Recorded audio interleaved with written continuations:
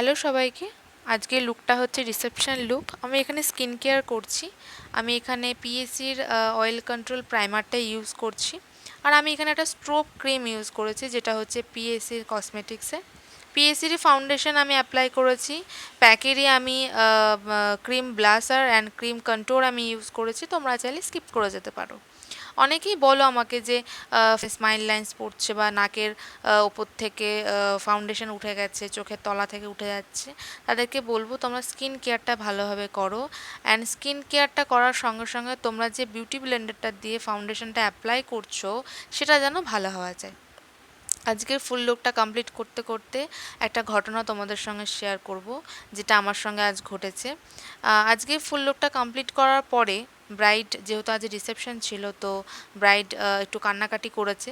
সেখানে এমন একটা পর্যায়ে কান্নাকাটি পৌঁছে গেছে যে চোখের জল গাল থেকে পড়ে, মানে এমনভাবে চোখের জলটা গাল থেকে মোছা হয়েছে যে ফাউন্ডেশনটা অনেকখানি উঠে গেছিলো।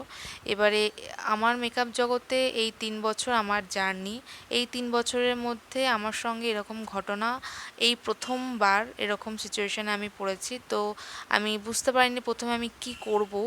এবারে আমি চেষ্টা করেছি যে আগের বেস্টটার সঙ্গে বেস্ট একই রকম ফাঁকা জায়গাটা আমি একই রকম রাখার চেষ্টা করব। যাই হোক, কতটা পেরেছি আমি জানি না, তোমাদের ফুল ভিডিওতে দেখাবো। আর আজকের আই মেকআপটা একটু কালারফুল হচ্ছে, যেহেতু ব্রাইড আমাদের আজকে লেহেঙ্গা পরছে। সো আজকের আই মেকআপটা আমি স্পটলাইট আই মেকআপ রাখার চেষ্টা করেছি। বাকিটা তোমরা ব্রাইডের কাছ থেকে জেনে নাও।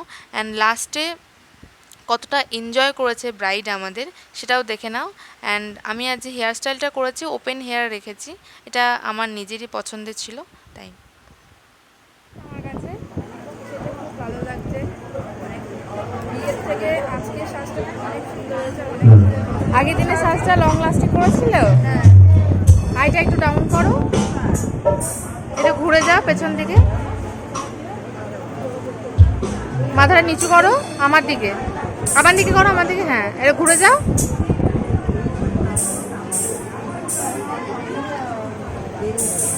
ঠিক আছে, তুমি হ্যাপি তো? নমস্কার সকলকে, উপস্থিত সকলকে জানাই